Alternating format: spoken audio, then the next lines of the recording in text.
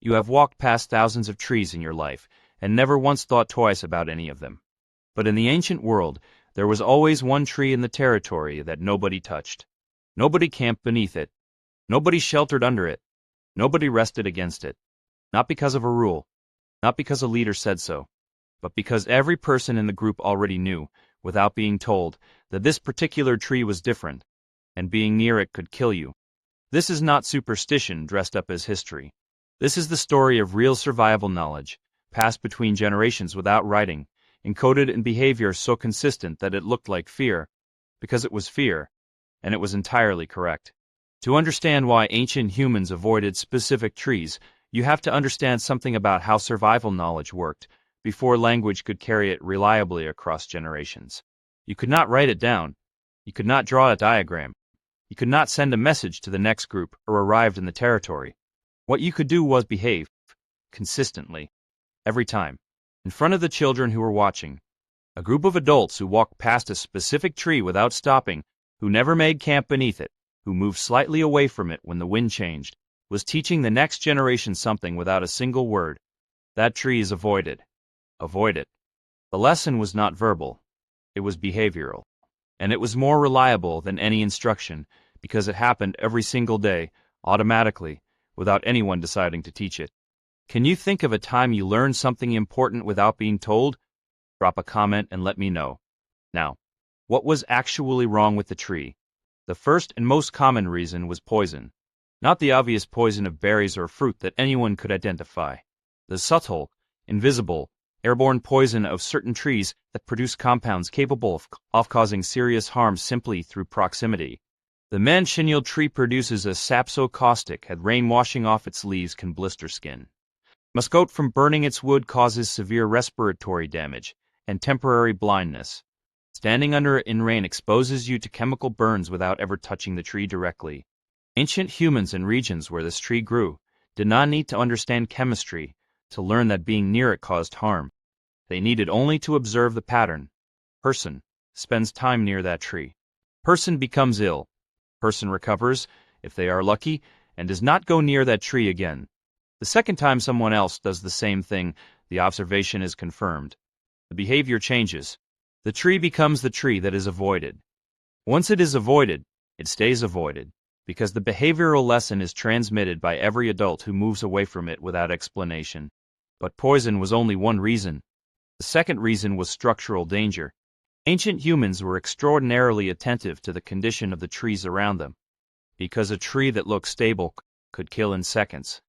Dead wood above a shelter, a root system weakened by a waterlogged area, a trunk that had been struck by lightning and fractured internally, without visible signs on the outside. These were not abstract dangers. These were things that happened, things that were observed, things that were remembered and transmitted as behavioral warnings. The tree that had been struck by lightning was the tree you did not shelter beneath during the next storm, because lightning, in the experience of people who had watched it across many seasons, struck the same places repeatedly. The tall lone tree in open ground, the tree at the top of the ridge, the tree at the bend in a river where the ground was slightly elevated. Ancient humans did not know about electrical conductivity, but they knew which trees had been struck before. They knew where the burn marks were. They knew which locations in the landscape attracted the sky's violence repeatedly, and they avoided those trees, permanently, not just during storms, because a tree that had been struck once had already been identified as the place where the sky aimed. Did you know that lightning genuinely does strike the same places repeatedly? If you knew that already, drop a comment below. The third reason a tree might be avoided was predator association. Large carnivores in many environments use specific trees as territorial markers. Leopards cache kills in trees. Lions rest in the shade of specific trees repeatedly. Hyenas den near particular trees. A specific tree in the territory that consistently smelt of predator, that consistently showed the marks of large animal activity, that consistently had the signs of repeated presence, was a tree that the group associated with danger. Not because the predator was there right now, but because it was there regularly, and it would return. The smell of large carnivore was one of the primary alarm signals the ancient human nose was trained to detect. A tree that produced that smell or that was near the source of that smell, was a tree that the body already knew to move away from. The avoidance happened before conscious thought. The nose received the signal. The body responded. The feet moved. And the next generation, watching the adults move away from that tree without explanation, learned the lesson that no explanation could have conveyed as effectively. That tree, not that one, that one. The fourth reason was water and disease. Trees that grew at the edge of stagnant water, trees that grew above underground sources that had become contaminated, trees that grew in areas where the soil held moisture that attracted specific insects. These trees were dangerous in ways that had nothing to do with the tree itself. But ancient humans did not make that distinction. They did not need to. What they observed was this. People who spent time near that tree, beneath that cluster of specific vegetation at the waterhole edge, in that particular patch of shade, became ill more often than people who did not. The observation was imprecise. The mechanism was invisible. But the conclusion was correct. That area is dangerous. That tree is the landmark of that dangerous area. Avoid the tree. The landmark became the warning. The tree became the signal for everything that made that location harmful. And this is perhaps the most sophisticated thing about the avoided tree. It was not always the tree that was dangerous. It was sometimes simply the most visible and permanent marker of a dangerous location. The tree was the map. The avoidance of the tree was the navigation. And now we arrive at something remarkable. Something that almost nobody considers when they think about ancient human knowledge. What happened to the knowledge when the group was gone? When the group that had learned to avoid a specific tree moved on, or died, or dispersed, the next group to arrive in the territory had no record of what that tree meant. No map, no warning sign, no written history. They had to learn it again. Sometimes the hard way. But sometimes something else happened.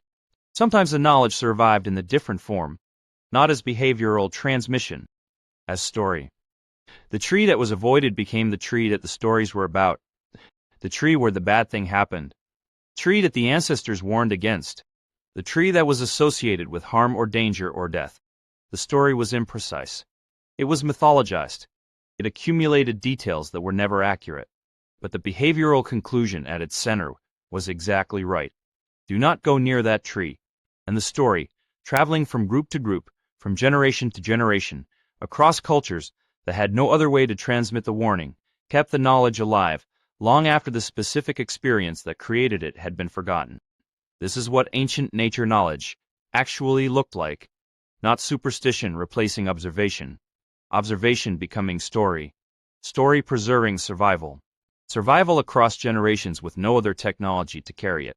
So the next time you hear about a tree that a culture treated as sacred or cursed or avoided, consider the possibility that somewhere, deep in the history of that belief, was a person who stood near that tree and suffered for it, and a group that watched and remembered and passed the warning forward in the only way they had.